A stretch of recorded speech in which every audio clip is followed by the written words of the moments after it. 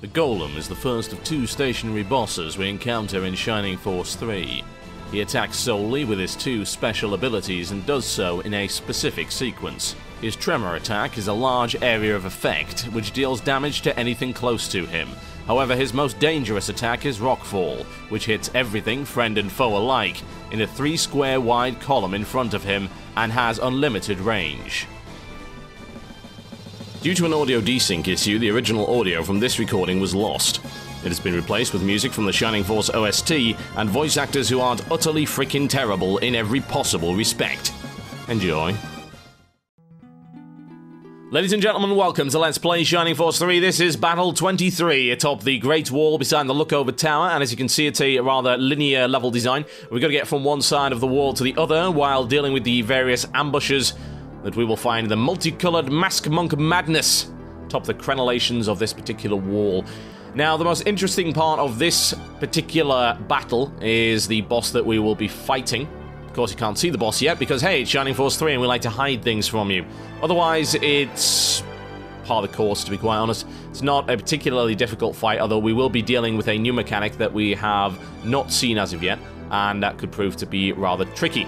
Otherwise, we'll need to clear our way through these various fodder enemies. The lizard men, not being so much of a threat anymore, still can do a reasonable amount of damage to our knights. Otherwise, no threat whatsoever. And there's a counter-attack, and straight down. 51-0, overkill of 2 damage, in fact. And we know for a fact that axe enemies are particularly susceptible to sword wielders, but wow, that's a lot of damage. Masculine trying to decide where she wants to go. I'm just going to go with the melee attack there. There's no real point in wasting mana at this point. That's a lot of damage there. 38 for Masculine and level 9. Now, stat up's not so important for magic users.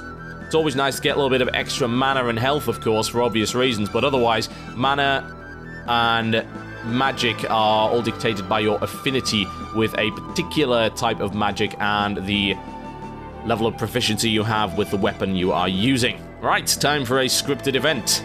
It's Murasami. We have no idea where he is. Probably over there somewhere. Kaide is somewhat alarmed by the whole thing. Yes, he is indeed on our side. And he's about to reveal to us the boss of this particular level. And the only way that Shining Force knows how, and that's with explosions. And there we go. The boss of this particular level is a giant stone golem. And he is not happy by any stretch of the imagination. Now, he is rather unique in the fact that he cannot move at all. He is a stationary boss. Now, in Shining Force 3, if I remember correctly, there are only 2 stationary bosses in the entire game. He is one of them, and we will see another one in Chapter 6. He is also unique in the sense that he cannot attack normally, as in he can't just select an enemy and click attack. All he can do is use one of 2 special abilities, and these abilities appear to be on some kind of rotation. Now, the way it seems to work, from what I can tell, is he will do 2 tremors, and he'll do his first tremor on one turn, then he'll do another tremor, and then he'll do what's called the Rockfall Attack. Now, tremor, as explained in the bestiary, hits everything around him, that's friend or foe, for a reasonable amount of damage. Rockfall actually throws a rock down the length of the wall, as we saw with the scripted event there. It works pretty much the same way, and flattens anything in its path, doing a horrendous amount of damage. And this spreads over across 3 columns, and it's 5 squares wide, that particular segment of the wall, and it's gonna hit 3 of those columns. And it'll hit everything in that line. So there is basically no way of avoiding the damage that you're going to be taking as you approach the boss. And it takes a good few turns to actually get close enough to do damage to the boss. So that is somewhat unpleasant. Otherwise, not an especially challenging level, and as you've probably noticed with all of our videos, we do skip out the less interesting bits. And yes, what we do get is a ambush from the rear there. They will approach with 2 masked monks and one of the masked mages. And the masked mage is the only real thing that can do any particular damage to our force. Masked monks, we already know, not particularly useful anymore. Not particularly dangerous in any possible respect. However, they will move at maximum speed towards the rear guard of our force, and it is useful to have someone hanging around to dispatch them. Because, hey, poison attacks can be quite unpleasant. as we have just seen right there. They tick down the health, and it's not particularly helpful whatsoever. Now, we do want to get Pen up there, specifically to loot that chest. There is nothing of use in it, unfortunately. Nothing we can really use now. But hey, it's got a valuable item that we can sell for a lot of money. Nothing wrong with that. Now, here's the Golem.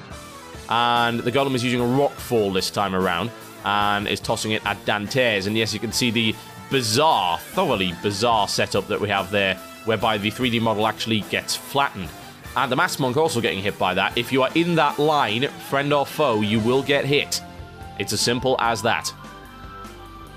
Now, what we want to do, since he's used his Rockfall, he's hopefully not going to use it for another 2 turns, so we need to use that opportunity to get as close as humanly possible, and spread ourselves out so that we minimize the amount of damage that can be done. I will consume all 2 worlds! Pen bringing down the skies. Not a massive amount of damage, but what I'm going to do next turn is I'm going to move in his friend Noon. And hey, Noon is a mage. What does that mean? We get a friendship bonus that increases magical power. And that, yes, that does actually count towards the use of magical items for characters that can't usually use magic. What a selection of weapons Dantes has there. It's very nice.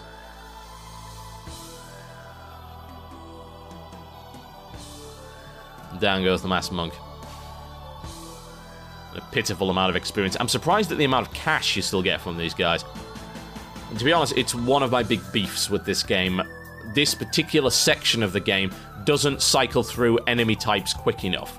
As in, we've seen Masked Monks an awful lot at the start of the game, and they didn't become threatening once we got through the first few battles.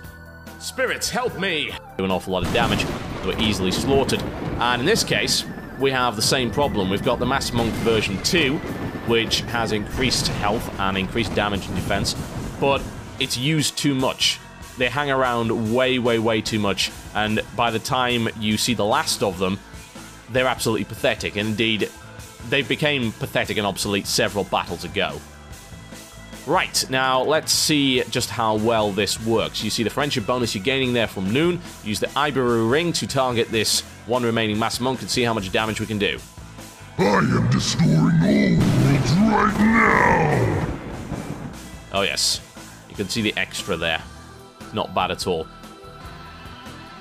Right, now Dantes is on particularly low health. I don't want to risk getting hit by another Rockfall, but I don't think we're going to get one yet. Obviously, it's a little bit difficult to keep track as to what turn we're actually on, because I'm skipping out all of the pointless stuff that you really don't want to see.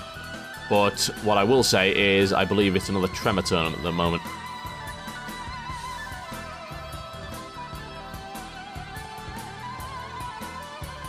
Get ready.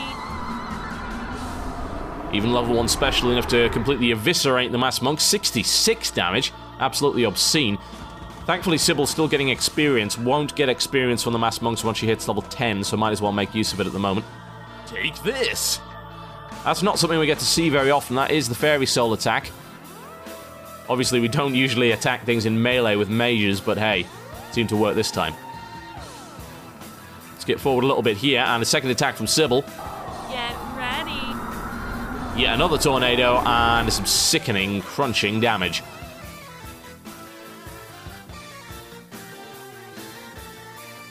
Okay, now Pen's still afflicted by poison, but on full health thanks to a little bit of healing from Irene. I use super ultimate attack for 8 million points! Falling behind in damage, but you know what? He's our popular mascot character, and you know what? If I got rid of it, I think I'd lose half of my subscriber base.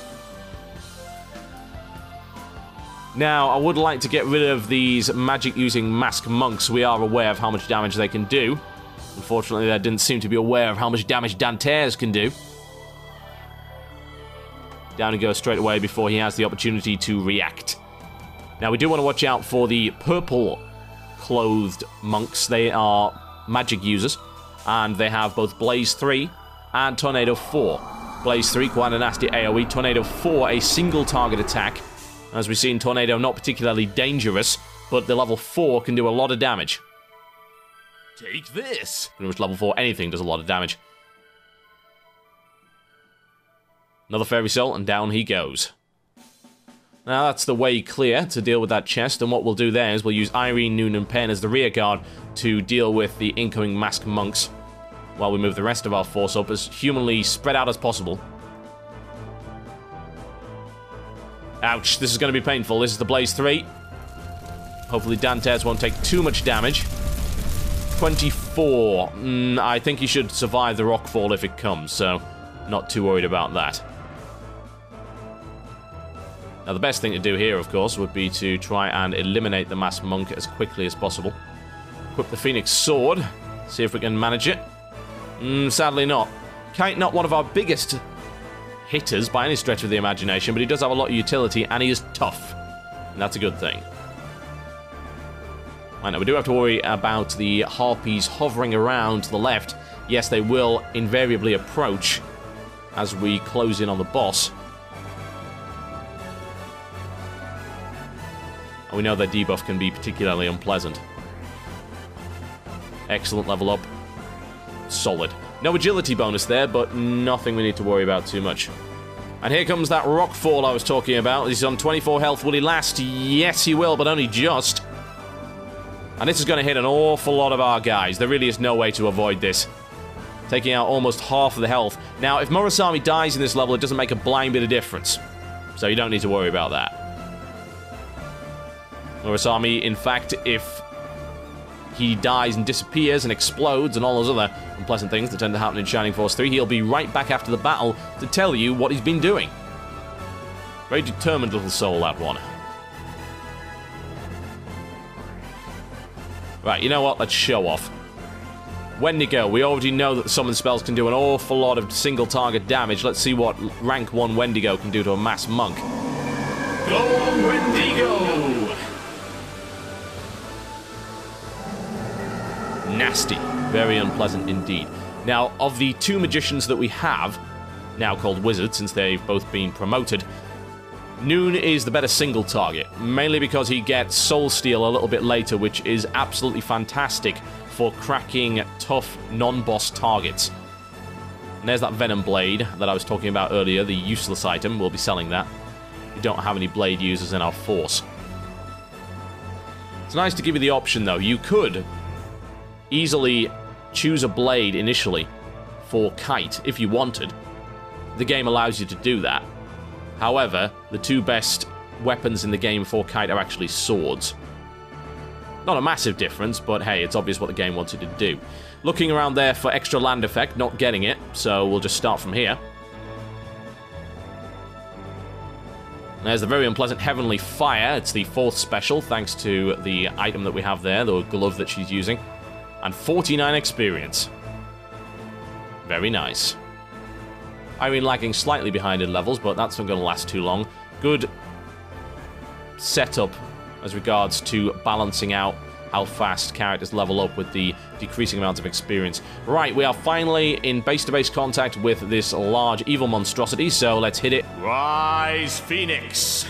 Now, the Golem has a weakness to elemental magic. So we're talking stuff like the Dragonlance's Dragonfire ability, the Arc Halberd's Lightning ability, and of course Phoenix 2, draining most of our mana there for a big 59 damage hit. Good opener. Murasami, as a samurai, also capable of some interesting spells like Blaze, which is not what you would expect from a melee character. Unfortunately, he's not that great at them.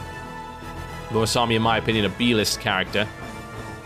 The secret ninja character that we got last time, Hayate, I believe his name is. I can never pronounce that correctly. He has Soul Steal. At least he gets it later on, so he's got a bit more utility, a bit more clout. Right, now what we want to be doing here is trying to arrange our characters in such a way that they don't die horribly. Well, what I do want to do is get rid of this monk. I hate this particular part of the battle because the chances are you're going to get yourself killed. Those 2 monks will not move. They refuse to move until you get into range. So where usually you will divide and conquer with a boss and his accomplices, you can't do that this time around. So you are risking it. And it's the Mass Monk's turn, and that looks like a Tornado 4. Yes, it is. That's going to hurt, even with a tough character like Obright. Massive amount of damage there. Now, I am concerned because if we get a tremor, then the chances are Obright's going down. Most of the time, you do lose a character in this battle, unless you have horribly, horribly overleveled. And there we go. You'll notice the Golem actually targeting someone. He has to do that, but it's not really relevant. Murasami going down. Not that that really matters. Kite taking a reasonable hit, but nothing he can't handle. And unfortunately, that's also going to hit O'Bright, and down he goes. Oh, unfortunate. 12 damage, 11 health. And we're going to have to work a little bit in our future battles to get that trust built back up again. You know, as nasty as it is to lose characters, it's always nice to see a boss that is capable of doing some actual damage that we can't annihilate in just a couple of hits. You can see the game is definitely catching up on us, and over the next few battles you will feel that acutely. Right, let's get the spear equipped. And chuck it at our adversary. Right, that's that mass monk out of the way.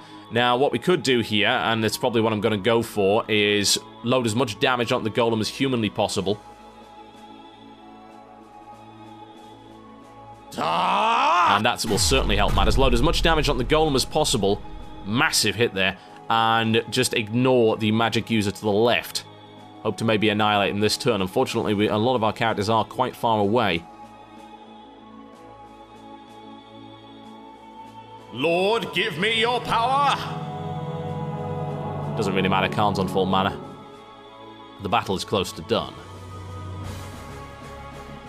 There's Harpy, insisting on being a pest. And there goes that panic special ability, one of two possible outcomes to this. And that's Illusion, which is the lesser outcome, the less dangerous one at any rate.